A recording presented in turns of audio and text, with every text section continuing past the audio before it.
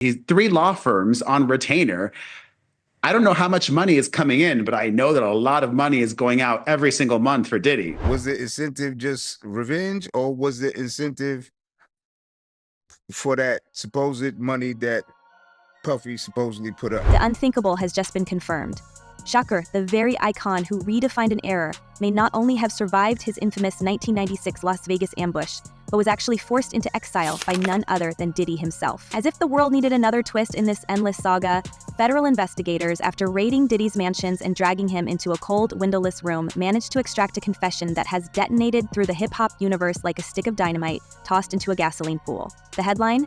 Shakur's supposed demise was a grand illusion, a production orchestrated at the highest levels of the industry, and Diddy didn't just know about it, he engineered it. According to what we're now hearing from the leaks, verified by at least two sources close to the federal probe, Diddy confessed he was pushed to make Shakur vanish by the shadowy gatekeepers of the music world.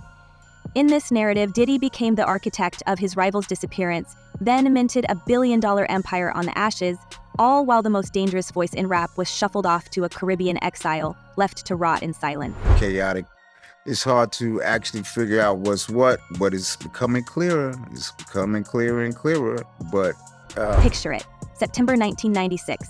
The world is told Shakur has been shot down, lost after 6 days of agony in a Vegas hospital. The scene is chaos, confusion, a whodunit with more holes than Swiss cheese. 4 shots, yet only a bullet fragment, grazes the driver's Suge Knight, while the rest, we're meant to believe, all find their mark on one man. The public autopsy is a fog of contradictions. Height and weight stats are off by a mile, the so-called coroner vanishes after cremation, and Shakur's mother gives a cryptic statement. Her son chose to leave quietly. Why is it that, decades later, there is still not a single conviction? In one of the most well-documented celebrity cases of all time, Diddy's confession now slaps a whole new label onto that mystery. According to those interrogation transcripts, it wasn't just about self-preservation. The movers and shakers at the top of the pyramid told him there was too much at stake. Shakur was too radical, too outspoken, too dangerous. He was the one man who could have blown up the entire money-printing apparatus. So Diddy was told to play ball, and Shakur, after a body double switch at the hospital, was quietly spirited away. So let's talk about it, man. So you feel like it was bigger than Orlando Shooter Pac. You feel like it's more to the story. You don't think it was that simple? I feel like it's bigger. And where does that leave Shakur, the rebel poet turned industry ghost? For nearly 3 decades, the most influential voice of the 90s has been stranded in what some call the realest witness protection program the world has never seen. He's not sipping cocktails on the beach. We're talking about a man forced to erase himself. Sources say his move to Cuba wasn't just coincidence, it was survival, coordinated by a rogue arm of the US government with heavy Black Panther sympathies. The arrangement came with suffocating terms: stay silent, don't contact anyone, don't reveal the truth. Those close to Shakur, including a former Panther bodyguard, have claimed there are video and audio recordings of Fidel Castro himself sanctioning Shakur's refuge and setting the rules for his exile. And with every year that passes, the rumor mill grinds louder. Blurry images surface, alleged sightings in old Havana bars, shaky phone footage of a man who looks just a bit too much like Machiavelli wandering past a mural of Che. Some say Shakur spends his days compiling a war chest of evidence, years worth of diaries, voice memos, hidden tapes, all documenting who set him up, who was on the take, and what the industry is truly built on. Your own platform. He said this on your platform that he put up $1 million to get Pac in. Yeah, correct. He was around Puffy and Puffy made it come. The human cost? Staggering. We're talking about a man robbed of his legacy, forced to sit in a concrete apartment with nothing but grainy TV, battered cassettes, and the knowledge that his silence is propping up fortunes for the very people who betrayed him. Every time another platinum plaque hangs on the bad boy wall, every time a tribute track hits #1, Shakur gets paid nothing but dust. And all the while, the very machine that ousted him keeps rolling. As for Diddy, he doesn't just walk away, he soars. In the aftermath of Shakur's staged exit, Diddy goes from label boss to pop culture tycoon, his hands squeaky clean as the media celebrates his business genius. $1 billion made, $100 million spent, on all-white parties, bottles of top-shelf drinks passed around like communion at his Hamptons estate, and not a single question about how it all began. I think that they don't want, if they was in any of those freak-off tapes, if they played a part in any of those Diddy sessions, they don't want it to get out to the general public to make up their... But what if Shakur's silence isn't as complete as everyone assumes? This is where things get dangerous for the moguls still standing at the top. Whispers from Cuba claim Shakur has been quietly amassing a vault of evidence, timelines, recordings, names, and yes, bank statements that could explode the illusion and drag some very big names down with it. The threat is so real that multiple insiders insist federal agents have been pressured year after year to keep the lid screwed tight. But as Diddy's legal fortress begins to crumble under the weight of his own current scandals, now including trafficking allegations, physical abuse, and a laundry list of so-called freak-off parties documented by former employees and accusers, the calculus changes. If the truth about 1996 comes out, the foundation of Diddy's empire, built on the ashes of Bad Boy's most dangerous rival, is instantly radioactive. I don't think they are scared of him. I think they more so, they don't want him to embarrass their reputation and things that they've been known for. You understand? And we haven't even gotten to Jay-Z. Rumors of a pact of silence between Diddy and Jay-Z have dogged the industry for years. The whispers go like this. Jay's meteoric rise coincided just a little too perfectly with Shakur's staged disappearance and Biggie's sudden exit. Some old-school insiders, including a handful of nervous former label execs, swear that in the weeks after Shakur vanished, Diddy and Jay-Z made a private alliance, promising to keep the secrets that made them both untouchable. Their friendship, documented in endless photos, award ceremonies, and splashy parties, starts to look a lot less like brotherhood and a lot more like shared interest in keeping history buried. Fast forward to today. Jay-Z finds himself suddenly splashed in the headlines, fighting off legal accusations of his own, now desperately working to distance himself from Diddy's legal meltdown. The two men, once side by side on Forbes billionaire lists, are now navigating a minefield where the exposure of a single secret could trigger a domino effect across the entire music world. Did not want East Coast rappers to get big. They were suppressing all new artists that was coming out of New York. Jay and Diddy was doing that. The stakes, colossal. What happens if the mountain of evidence Shakur is rumored to possess ever comes to light? We're not just talking about a couple of canceled tours or sponsorships drying up.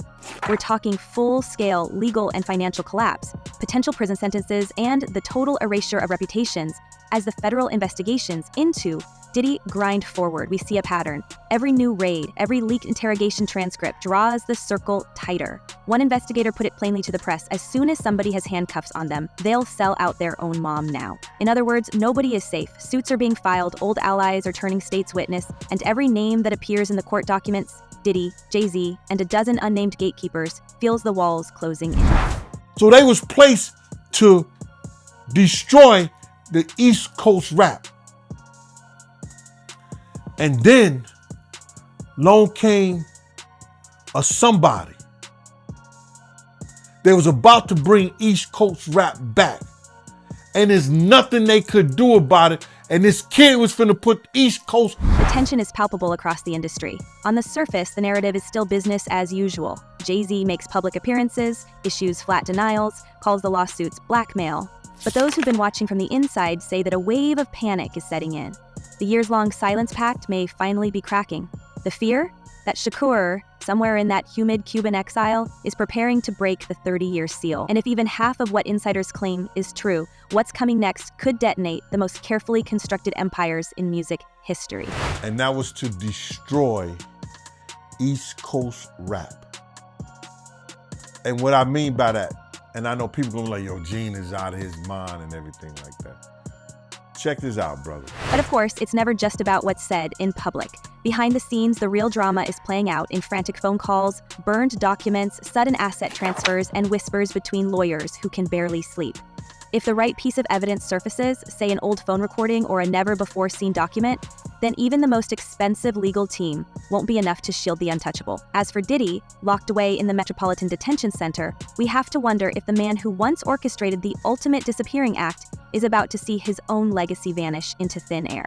And if the dominoes start to fall, Jay-Z and every other name tied to the old conspiracy will be racing the clock, desperate to stay one step ahead of a secret that refuses to stay buried. Because the one thing this saga has always taught us, in the world of power, money, and betrayal, nobody ever stays silent forever.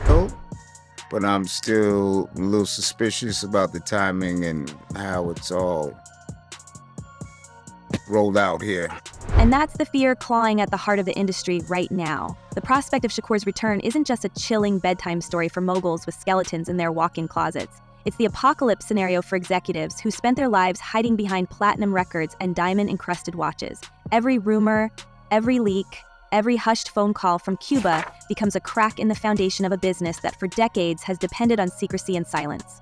Now we watch as industry lawyers and fixers scramble to patch leaks in a ship that's taken on too much water. What happens if the rumors are real?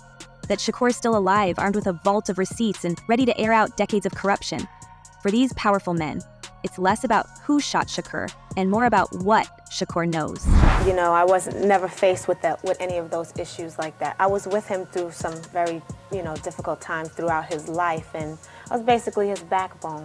You know, he confided in me, and he never treated me bad. So I can't, go on what the media has portrayed him.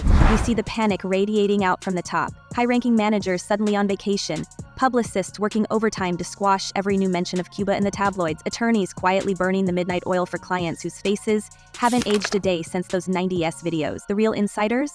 The old-school bodyguards, producers, even the limo drivers who heard things they weren't supposed to, are now fielding phone calls they haven't received in decades. All the while, what's left of the gatekeepers are glued to encrypted chats, wondering if tomorrow's headline will name them as the next domino to fall. There's talk of new NDAs being forced down throats at lightning speed, but the nervous energy can't be papered over forever. When a system is built on intimidation and manipulation, even a whisper from exile can sound like a war cry. And this existential dread isn't confined to the moguls themselves. We're talking about a business that has, for years, hidden its ugliest truths in plain sight. A network of fixers, shadow investors, and pay-to-play kingmakers who all have a vested interest in keeping the past 6 feet under. If Shakur steps forward with evidence that blows up the narrative, it isn't just Diddy or Jay-Z who go down. It's the entire house of cards. The radio conglomerates that blacklisted artists at a whisper from the top. The managers who skimmed fortunes from contracts. The silent partners who traded influence for immunity. We're staring down the barrel of an industry-wide reckoning. If the unthinkable happens and the old rules no longer apply, who gets to walk away with their reputation intact? I mean, that's Puffy's homie. You know what I mean? They have a relationship. They're friendly. They know each other. Meanwhile, Diddy's so-called untouchable empire looks more fragile than ever. His business interests, once stretched across every continent and every trend, music, luxury brands, streaming, spirits, but now, as the court filings stack up and the details spill into daylight, we see the cracks in the marble. What started with whispers, troubling stories about wild parties, freak-off arrangements, and intimidating silence, has exploded into full-blown raids and courtroom drama. Federal racketeering charges, accusations of trafficking, coercion, and the sort of physical abuse that gets entire companies blacklisted in a week. This isn't just bad press, it's the start of an irreversible slide. Suddenly, Diddy's business partners want nothing to do with him. Luxury conglomerates and streaming platforms are ripping up contracts, pulling down billboards, and erasing any trace of his image from future campaigns. As far as, is he going to turn people in? Is he going to cooperate? If the federal government wants him to cooperate and they're going to cut his time, because right now he's looking at 15 to life. With all the charges he has to, he won't get out till 70 years old. He's about 70. That's when they start talking about letting him come to a halfway house. Let's not kid ourselves. There are billions of dollars at risk. This isn't a late-night tabloid hit piece. This is real-world financial collapse with brands and record deals dissolving overnight. Shareholders, always the first to bail, are quietly liquidating their positions. Celebrity friends who once showed up to every white party are suddenly ghosting calls, their PR teams warning them not to get too close to the fallout.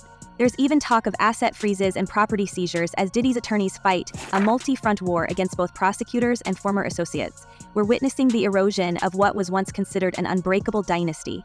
A dynasty now crumbling under the weight of secrets that refuse to stay hidden. If that's part of the indictment, that's someone like a blackmail. He was blackmailing people to be in the freak-offs. So that's federal. That could be that's a federal charge. He can't blackmail people to say, yo, listen here, you did it once and you're gonna do it again. That ain't gonna make it with the government or nobody. And here's where Shakur's rumored return becomes the knockout blow. Imagine for a second, what happens if the exile actually breaks his silence? Lawsuits waiting in the wings, record labels forced to open their books to federal agents. Suddenly, every deal made during the golden years of hip-hop could be dragged into the sunlight. royalty payments, copyright disputes, backroom bribes, all of it vulnerable to public scrutiny. The final reckoning doesn't just mean reputational ruin for a few celebrities, it's a financial bloodbath for an entire industry that has always counted on its ability to outspend, outmaneuver, and outlast its critics. Jay-Z got his whooped by his sister-in-law on camera. What's her name? Solange. You got it. The feds ain't step in and do nothing. The feds don't care about you getting your whooped. It's not just about money, though. This is about the currency of power, which has always flowed to those who control the story. Right now, that story is slipping from their hands.